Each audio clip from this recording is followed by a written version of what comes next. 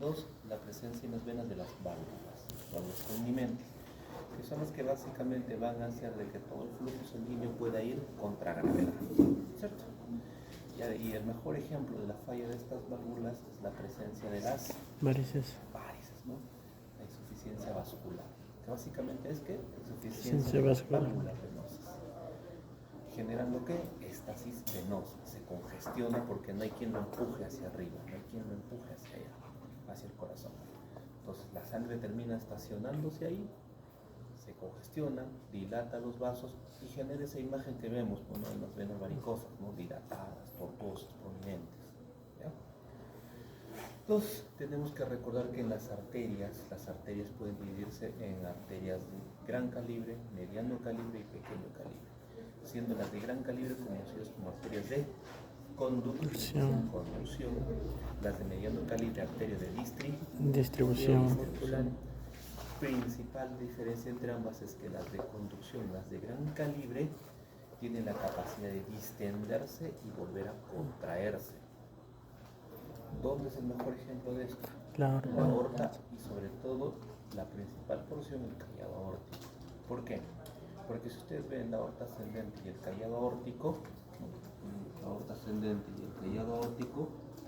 estos dos reciben todo el impacto sanguíneo el ventrículo izquierdo. del ventrículo izquierdo. ¿Y cómo responde esto? Responde distendiéndose, para luego gradualmente hacer esto, irse contrayendo y enviando la sangre gradualmente hacia el resto de los vasos. Porque ¿qué pasaría si la sangre, con la misma presión con la que sale del ventrículo izquierdo, llega a los vasos más distales? ¿Qué pasa? Revientan, porque estos vasos están calibrados para una presión mucho menor. Entonces, lo que hacen los vasos grandes es recibir el impacto inicial de la presión arterial y luego regularla. ¿Correcto? Sí, se entiende así, ¿no?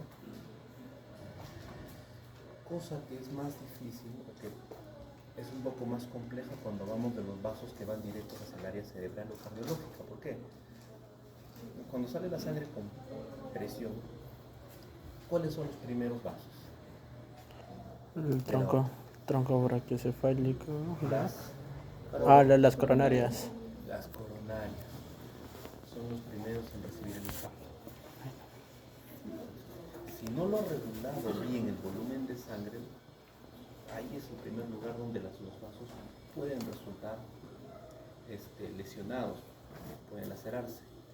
Dos, y ahí viene tronco brachiocefálico, viene la carótida común izquierda, viene la subclava izquierda. Pero ustedes se dan cuenta, el tronco brachiocefálico y carótida común izquierda almacenan los vasos que luego se van a ir a la cabeza. Entonces, cuando la aorta no regula la presión con la cual sale la sangre, va a alcanzar la misma presión con la que sale del ventrículo izquierdo, la va a alcanzar a nivel de los vasos menores cerebrales. Es por eso que se producen las hemorragias cerebrales, los ACV hemorrágicos. ¿Sí? Entonces, por eso ¿qué decimos? ¿No? Pacientes hipertensos o en crisis hipertensiva, ¿cuál es el principal riesgo? ACV.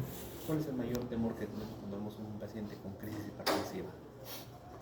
El mayor temor que tenemos es que esa presión haga que los vasos cerebrales haga hemorragia cerebral.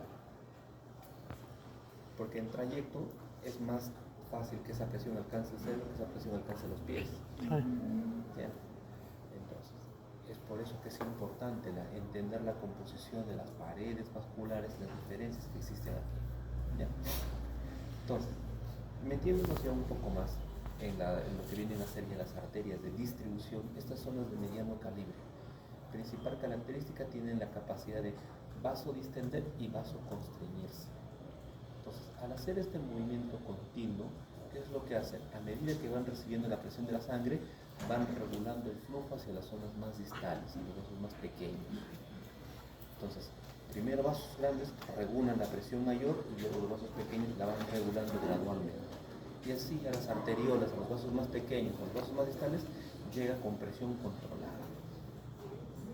Entonces, es un juego que hacen en este caso las arterias en todo su trayecto. Bien, entonces luego de ver un poco de las generalidades de lo que viene más a la estructura vascular, vamos a desmenuzar algunas de ellas. Nosotros ver. Oye, arriba. Ahí, arriba de aquí. Me había olvidado el paint. Así aprendí cuando era chiquito. Entonces, para darle intensidad. Se nota. Entonces, cuando hablamos de los vasos, los primeros vasos que vemos son las zonas coronarias, ¿cierto? Ya habíamos hablado de las coronarias de la derecha, las coronarias de la izquierda.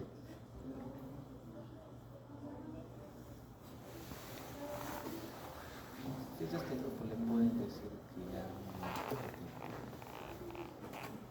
manden un mensajito. No molestes. Sí, sí, son de este grupo. Descuidado, pobrecito. ¿Qué pasa? Es que Lo que pasa es que hay examen de embriología y todo eso. exposición, Pobrecito. pasito. Ya, ahorita te va a Quieren costar. escuchar.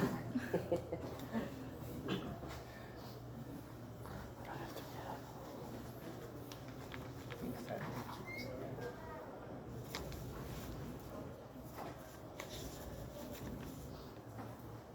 Pero tiene que entrar bailando. Eso sí les puede decir. Si no, yo les ponía la música.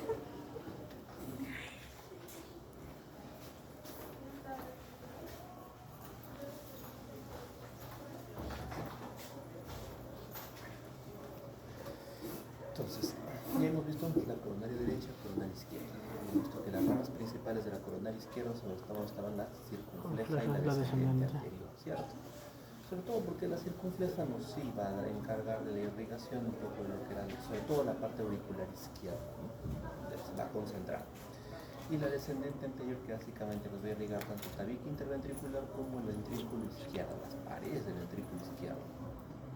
Y luego veíamos a las ramas de la coronaria derecha, que básicamente teníamos ¿cuál? La descendente posterior. ¿Qué más? También tiene su circunfleja, pero además tiene una muy importante.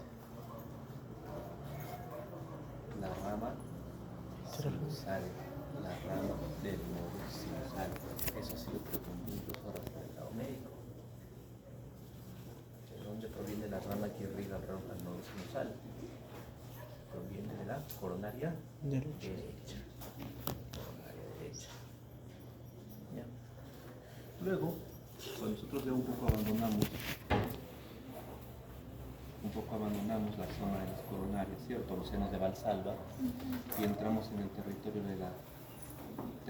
dejamos el territorio de la descendente, de la aorta ascendente, entramos en la zona de la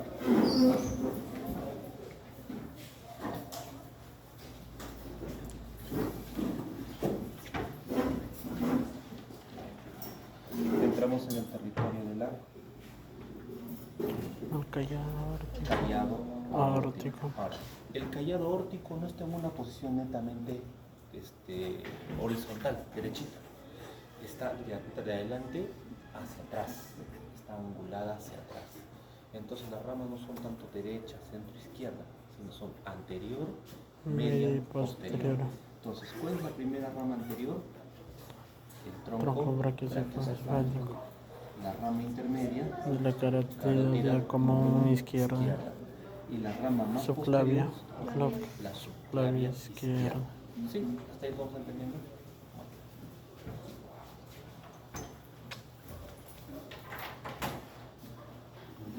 Entonces, una vez que salen estas ramas, tenemos al tronco brachiocefálico. El tronco brachiocefálico, a su vez, va a Carótida generar común. ramas. ¿Cuáles son? La carótida común es derecha y la subclavia derecha. Claro. Muy bien. Y aquí tenemos la rama carótida Común izquierda y la clavia izquierda. Entonces, no se olviden que en la parte vascular las arterias tienen nombre y apellido, no es igual derecha que izquierda, anterior que posterior, ni superior e inferior. Cada una puede generar ramas diferentes. ¿La tengo ubicada, chicos? ¿Ya? De las ramas que habíamos visto también que las dos subclavias nos iban a generar ramas cefálicas, ¿cierto? Entre ellas tenemos una, las vertebrales, y el otro, el tronco cervical, ¿cierto? Que lo vimos con amplitud cuando hemos estudiado laringe. Ahí hemos hablado un montón del tronco cervical, porque el tronco cervical nos origina la arteria tiroidea inferior, y la tiroidea inferior nos origina la laringia inferior. Eso lo hemos hablado respiratorio, bastante. Sí, les dije, acá vamos a empezar a conglomerar un montón de cosas que ya hemos estado hablando de manera suelta. Si no, es como si no estuviera, chicos. Necesito que estén acá. O sea, como más lo ubico hasta para que puedan ver.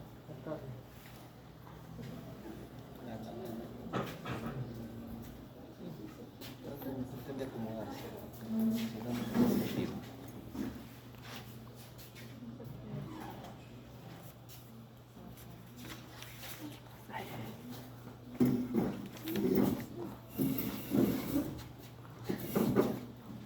Un poquito más. ¿Sí? No sé dónde pueden entrar. Listo. Entonces, habíamos hablado del tronco cervical. Habíamos dicho que habían ramas caudales, ¿cierto? ¿Cuál es la primera rama caudal? La dorsal, la mamaria, Torácica interna o mamaria. mamaria interna. ¿Qué ramas origina la torácica interna o mamaria interna, Darían?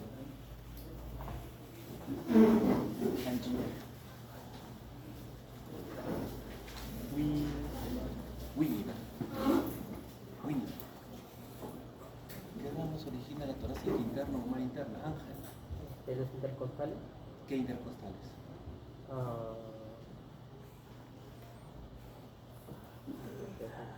Anteriores. Eso lo hemos hecho en caja torácica.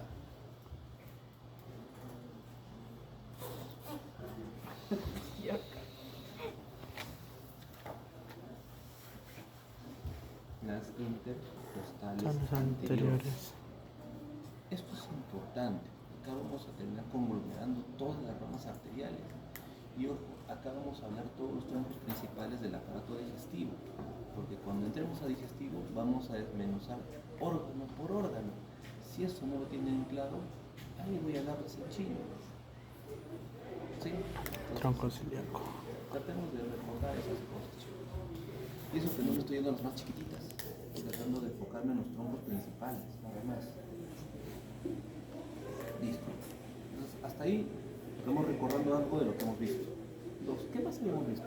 Las carótidas comunes a su vez se dividían en dos. Carótida común interna, carótida común externa. Y hemos dicho que el territorio del externo era básicamente cuello y cara.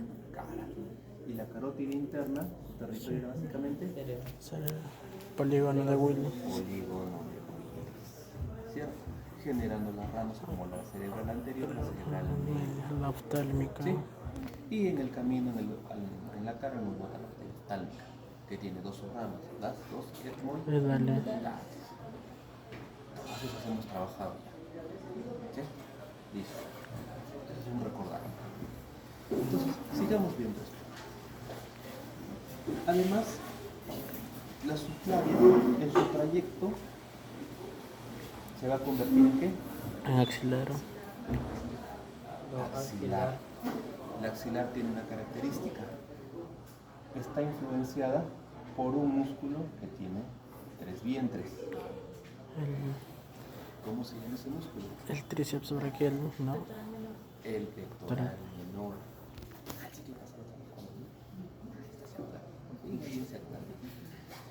El pectoral menor. Y el pectoral menor lo que le hace el axilar es la divide en 3 segmentos. Cada segmento genera arterias. Principalmente, el primer segmento nos va a generar la torácica superior. El segundo segmento nos genera la tóraco-acromial. Y el tercer segmento nos genera la subescapular y una que es más importante todavía. La circunfleja. La Circunfleja. circunfleja Humeral. ¿Por qué es importante la circunfleja humeral?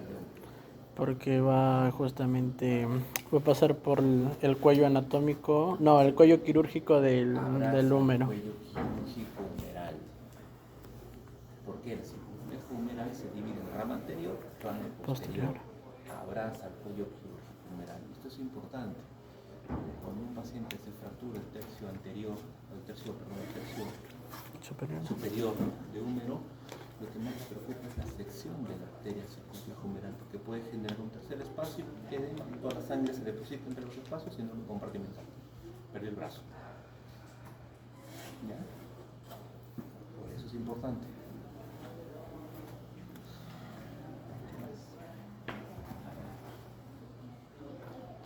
Sigamos recordando el miembro superior. Vamos a hacer la continuidad. Entonces, ya dejamos aquí el axilar con sus respectivas ramas. ¿En qué se va a convertir? En la braquial, ¿no? Braquial o humeral. La braquial o humeral, ¿qué rama nos va a girar? La braquial posterior o braquial profunda. ¿Cuál es el recorrido que tiene la braquial posterior o braquial profunda? Y se acompaña de un nervio. Nervio radial. El nervio radial. Por tanto, transita por el canal de torsión. Canal de torsión radial. Recuerden ustedes el húmero. Tiene un canal de torsión. Ya, por el canal de torsión circula el nervio radial y la arteria braquial posterior. Entonces, cuando se fractura el húmero en su tercio medio, lo que más nos preocupa es lesión vascular, lesión nerviosa. Para eso es importante la anatomía. ¿Ustedes creen que el traumatólogo solamente va a agarrar y va a pegar los huesos y ya está? No. El paciente pasa por una evaluación vascular y por una evaluación neurológica. Le pide al paciente que mueva los dedos, ver si hay percepción de sensibilidad, si hay motricidad. ¿Por qué? Porque puede haberse seccionado el nervio radial. ¿Correcto? Luego, continúa en su trayecto la braquial. ¿Cuál es el trayecto de la braquial? Va medial al músculo bíceps braquial. Y luego se hace anterior, a nivel de la fosa cubital. En la fosa cubital se va a dividir en dos ramas. ¿Cuáles son? Estoy en posición anatómica. En radial y cubital. Radial y cubital. ¿Cuál es lateral y cuál es medial?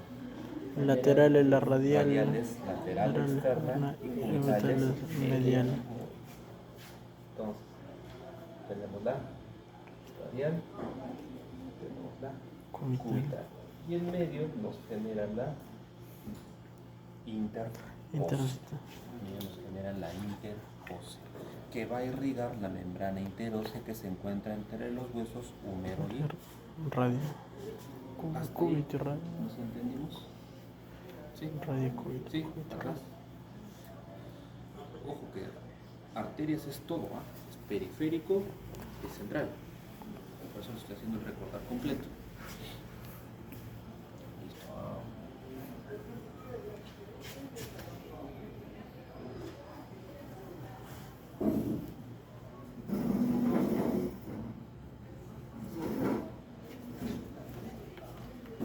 Vamos a continuar. Entonces, sigue la radial, sigue la cubital. ¿Correcto? Llegan a la muñeca. En la muñeca hay un canal. ¿Cómo se llama ese canal? El canal del carno. de... El canal del carno. La pregunta es, ¿las estructuras vasculares van por dentro o por fuera del canal? Fuera del canal. Las estructuras van por fuera del canal. Entonces, ¿cuál es el contenido del canal del carpo? Tendones y un nervio. ¿Qué nervio? El mediano. ¿Algo más que me ha pasado? El nervio mediano. Entonces, el contenido del canal del carpo son tendones y el nervio mediano. Y por fuera van las estructuras vasculares. Una vez que pasan la zona del canal del carpo, estos van a formar el arco. El arco palmar superficial, el arco palmar profundo. profundo, para el más superficial. Y estos a su vez nos van a originar las metacarpianas, ¿no? Y las metacarpianas a su vez van a generar las van a generar las digitales. Las digitales. Ojo, las digitales, que son las que se van a distribuir y en los dedos, van por la zona lateral y medial, no van ni anterior ni posterior, van por la zona lateral y medial. Es por eso que si ustedes se cortan acá, a diferencia que acá, este de acá va a sangrar más. Porque los vasos van por las zonas laterales, tanto los vasos como los nervios. Razón también por la cual cuando vamos a hacer algún procedimiento en los dedos, para nosotros bloquearlo y anestesiarlo, el lugar que escogemos es la raíz. Porque una vez que tú colocas el anestésico acá, por donde están pasando los nervios y las arterias, el anestésico se va a distribuir a toda la estructura y anestesias todo. ¿Correcto? Entonces, la anestesia también tiene una base netamente anatómico-vascular.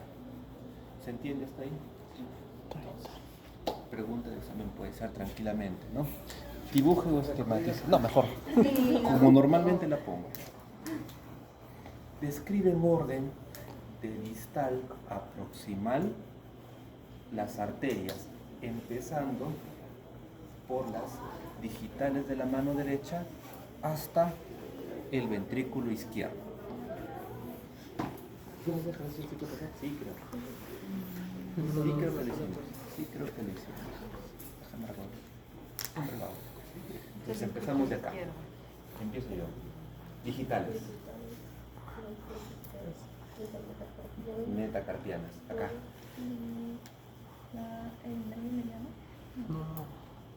Metacarpianas. Los arcos palmares, superficial y profundo. Arcos palmares, superficial y profundo. Estamos retrocediendo. Arcos palmares, superficial y profundo. Radial y cubital. Ángel. Radial, cubital y pteriosa. Braquial posterior y profundo. Braquial. Llegamos a la braquial. Atrás. ¿De dónde proviene la braquial? Atrás. ¿De dónde proviene la braquial? Esto es memoria. De la axilar. ¿La axilar de dónde proviene? La subclavia. ¿La subclavia de dónde? ¿Con quién se une? Se une con la carótida común. Derecho, ojo, si les pregunto del lado derecho, significa subclavia más carótida común derecha, tronco brachiocefálico. Pero si les preguntara del lado izquierdo, es diferente. Subclavia, callado aórtico. Ojo con esa diferencia. ¿Ya? Por algo de poco derecha o izquierda. Entonces ya llegamos al tronco brachiocefálico. Tronco brachiocefálico. ¿Qué rama? Anterior, media o posterior del callado aórtico. Media.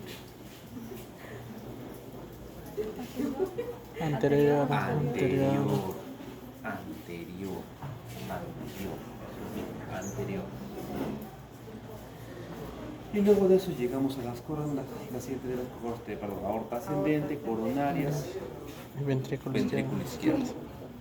Entonces, les enseñé primero de proximal a distal, estamos haciendo un recordar de distal a proximal. Es un ejercicio, chicos, un ejercicio.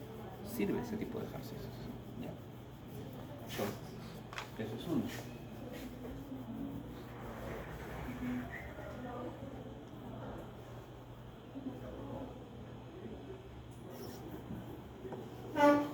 Ahora vamos a ver miembro inferior. Ahorita no. Vamos a continuar con la otra. ¿Ya? Para ir de arriba hacia abajo. Entonces, ya habíamos visto todas las ramas dependientes de la subclavia, ¿cierto? Hacia el miembro superior. Entonces, vamos a retornar a lo que habíamos dejado inicialmente. La aorta, callado aórtico. Callado aórtico. El callado aórtico luego se va a continuar con la aorta torácica descendente. Ya habíamos dicho, La aorta torácica descendente tiene ramas distribuidas en un plano vascular. ¿Cómo es el plano vascular? Un corte transversal y va a tener ramas anteriores, va a tener ramas laterales y ramas posteriores. ¿Sí? Ramas anteriores, esofágica, pericárdicas. Ramas laterales, bronquiales. Ramas posteriores, intercostal profundo. posterior, subcostal, frénica superior.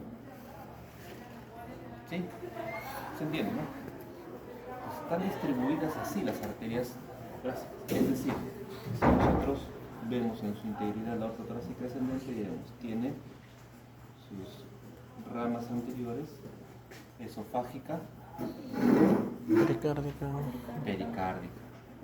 ramas laterales, las bronquiales, y las ramas posteriores, las intercostales, subcostales y la frénica superior. ¿Y por qué la frénica superior?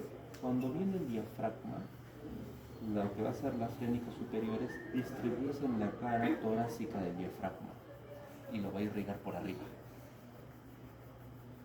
Y por abajo, por su cara abdominal, lo va a irrigar la frénica inferior. Entonces recibe irrigación por ambos lados.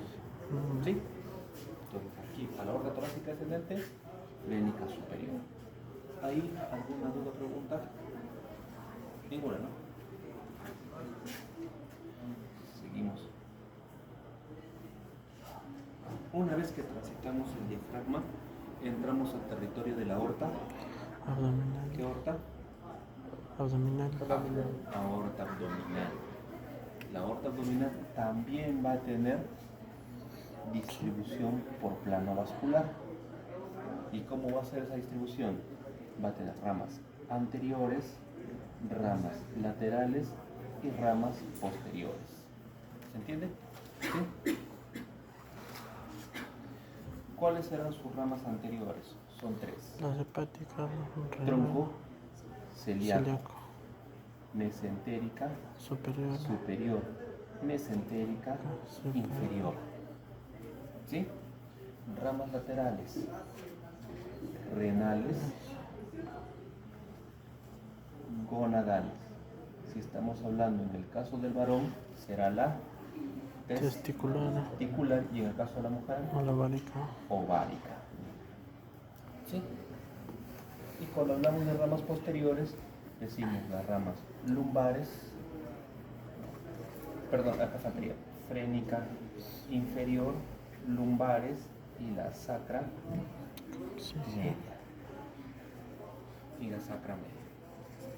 ¿Sí? ¿Sí? Entonces, vamos a trasladarlo acá. Tenemos ramas anteriores. ¿Cuáles son? tronco celíaco, ¿Cuáles están? tronco celíaco, mesentérico superior, mesentérico inferior,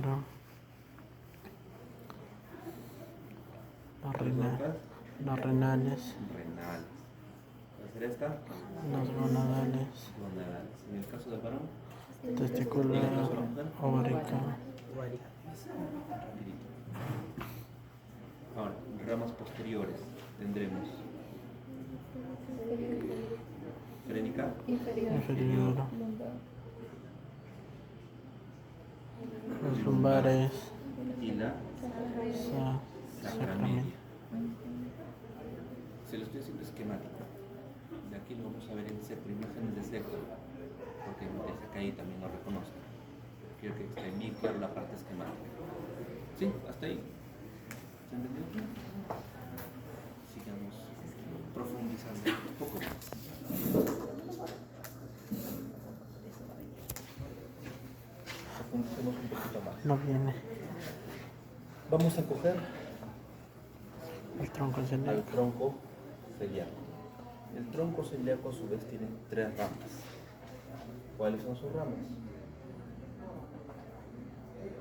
Una que va al hígado, La la hepática propia, consideran que es la transición a la hepática común. ¿Sí?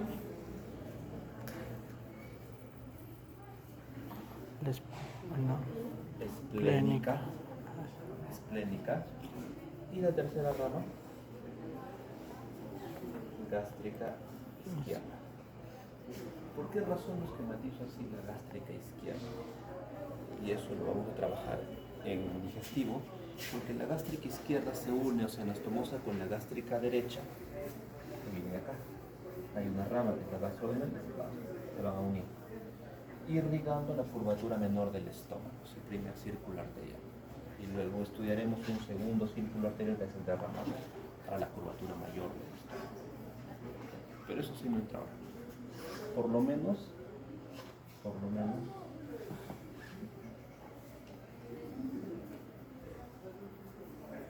hasta hay que acá. cambiar el tamaño.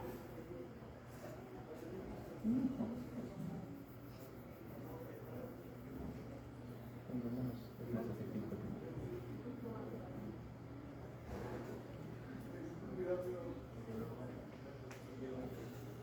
Entonces, hasta ahí se entendió las ramas del tronco superior. ¿Sí? ¿Sí? Ahora, vamos a ir por lo siguiente, la mesentérica superior. Más que las ramas de la mesentérica superior, me interesa que aquí sepan dos cosas. Uno, su forma. La mesentérica superior, imaginemos que mi cuerpo es la aorta. Mi cuerpo es la aorta. La mesentérica superior sale así, con una curvatura por delante y hacia abajo, generando entre estas un espacio. Este espacio se llama la pinza aortomesentérica. En este espacio algo tiene que pasar por abajo, por eso es importante. Pasa la vena renal izquierda y además pasa el duodeno. Entonces, ¿qué pasa? Cuando este espacio se hace cada vez más pequeño, menos de 15 grados, comprime las estructuras que pasan por debajo, comprimiendo la vena renal izquierda o comprimiendo el duodeno. Es una causa de las raras de obstrucción intestinal alta, cuando comprime el duodeno, y es una causa de congestión venosa renal o síndrome de cascanueces, o síndrome de Wilkie, se llama así, síndrome de Wilkie. Eso lo estudiarán cuando vean renal, pero su causa es netamente anatómico-vascular. Y la razón está en esa forma anatómica que tiene la mesentérica superior y la aorta, la pinza aortomesentérica. ¿Sí?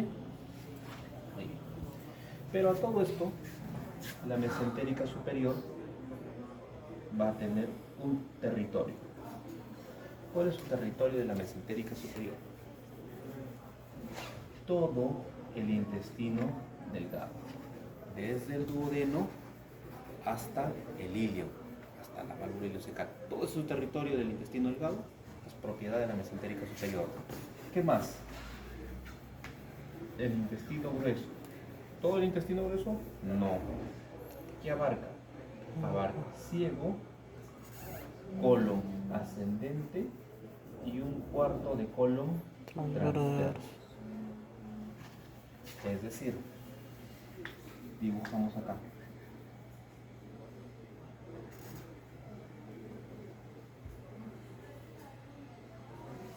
Dibujamos acá.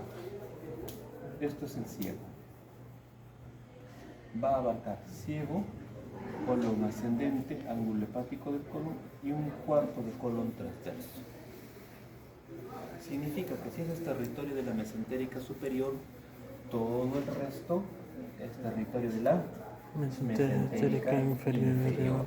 3/4 de colon transverso, colon descendente, colon sigmoides y la transición al recto, porque su última rama es la rectal superior. ¿Ya? ¿Sí? Hasta ahí, ¿nos entendemos? Esto es importante porque ¿en qué patología se hace esto muy evidente? Isquemia mesentérica. Cuando se mete un coágulo, un trombo arterial y lo tapa. Nosotros entramos, porque normalmente eso genera un abdomen agudo, cuando entramos a operar, el intestino está como si fuera un arlequín. Una parte está morada, una parte está rosada. Entonces nosotros vemos, si se puso morado el intestino delgado es territorio de mesentérica superior. Puede ser que para su buena suerte el paciente haya cogido solamente las inguinales o las iliales y solo sea una pequeña porción dentro de todo el intestino delgado.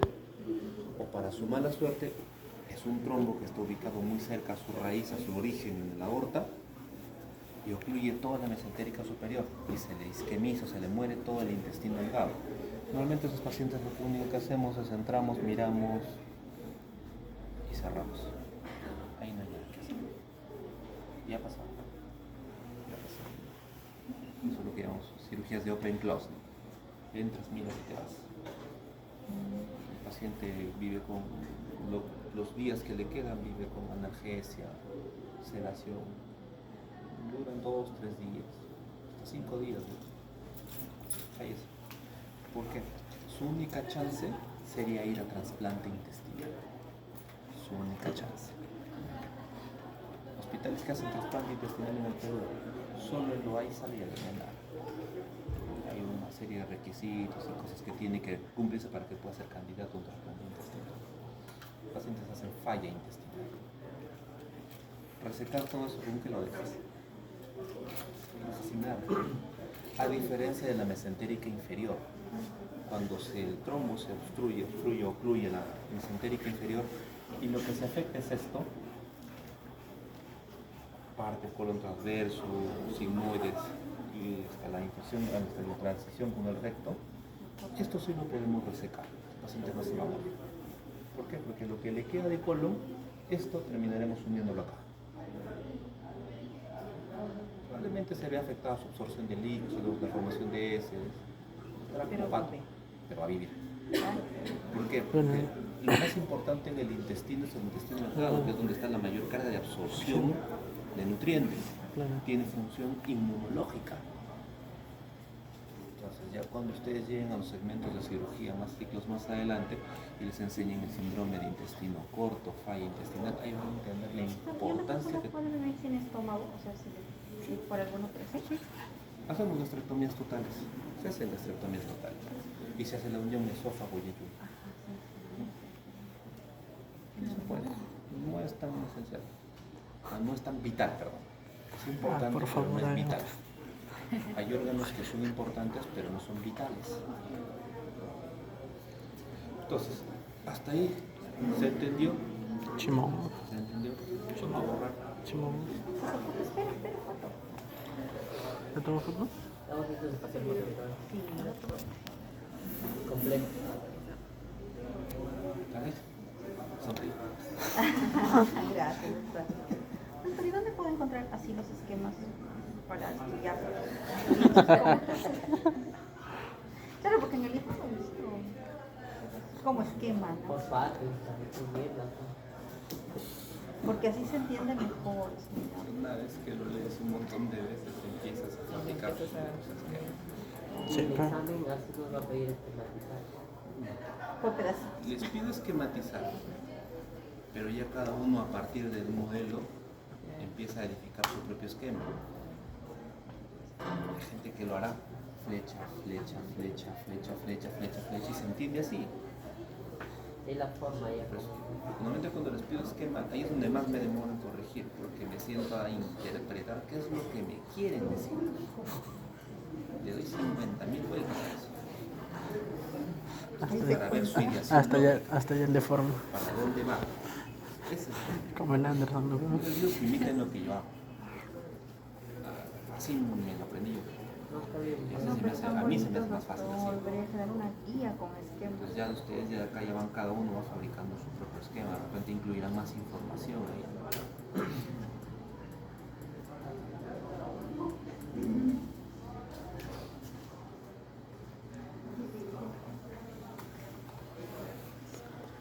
Porque sí se podía hacer más grande el borrador. En mi niñez, es decir. Ya hemos llegado, es la última porción de la aorta Abdominal. Su última porción, sus ramas finales son las dos. Ilíacas comunes. Ilíaca derecha, ilíaca izquierda. Izquierda, ilíaca derecha, ilíaca primitiva. Ilíaca primitiva. Ambas ilíacas a su vez se van a subdividir en ilíaca externa, ilíaca interna. Las ilíacas internas van a irrigar todos los órganos pélvicos, todas las arterias que han estudiado el ciclo. Acabando la paciencia.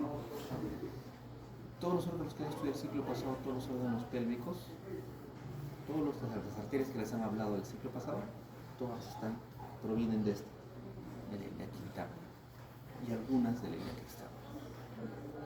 La ilíaca externa continúa su camino y se va a encontrar con este segmento, que es un ligamento. ¿Cómo se llama este ligamento? Ligamento inguinal. Y en el ligamento inguinal cambia de nombre. Femoral. Femoral. Femoral. Y aquí pasa algo interesante. Al atravesar al convertirse en femoral, esto va a estar enmarcado en un triángulo. El triángulo de Scarpa. El triángulo de Scarpa. Scarpa, o también conocido como el triángulo del No. Sí, dije. El triángulo del torero. ¿Por qué se le dice el triángulo del torero, el triángulo de Scarpa? Nosotros acá no ha ido corrida de toros. ¿Cuál es la posición habitual que toma el toro para cornear? De abajo hacia arriba. Hunde la cabeza y levanta. Entonces, por ende, el cuerno, los dos lugares con mayor frecuencia lesiona: cara medial del muslo y abdomen inferior.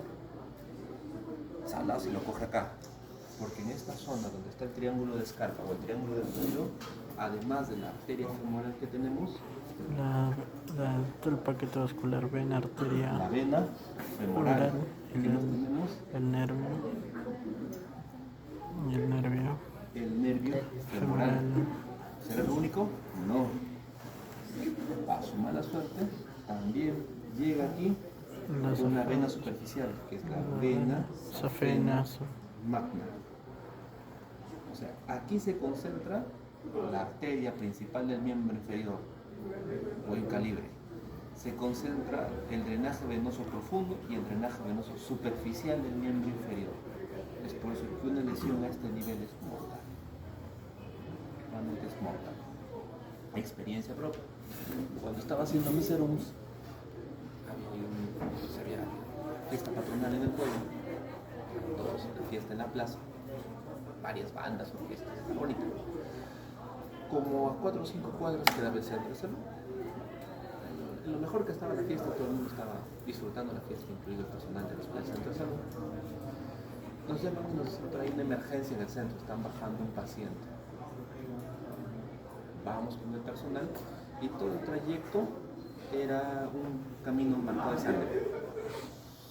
Lo habían encontrado desmayado, lo cargaron, lo llevaron y todo era sangre, y hasta el centro de salud. Cuando llegó al centro de salud, estaba chocado, tratamos de reanimarlo, duró 10 minutos y falleció. Hicimos las coordinaciones con la fiscalía y la policía y no se hizo una necropsia, pero sí tratando de averiguar qué es lo que había pasado. Se amplió un poco la incisión porque la encontramos en un punto de cortecito en el muslo, en la cara anterior del muslo, y era que con un verdugillo, un cuchillo largos, adelgazados, lo habían punzado en la cara interna del muslo. Una pelea de estado punzado. Cuando exploramos un poco más y sacamos coágulos, llegamos hasta la parte vascular. La femoral estaba completamente seccionada, arteria, y la vena femoral estaba seccionada pues casi hasta el 30%, 40% de vena. O sea, se había exsanguinado por ahí, pues, ¿no? La pierna apareció. Lo que no se había ido hacia afuera se había desplazado entre los compartimientos del muslo. Esa era la causa de muerte del paciente, un trauma vascular.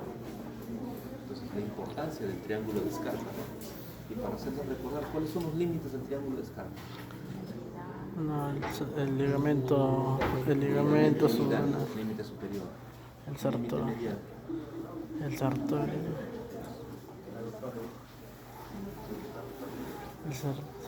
el aductor largo, ¿no? ¿Y el otro es? Sartorio. Y el piso, un músculo que viene de los lumbares, el iliopsoas, ¿no? El iliopsoas y el pectíneo.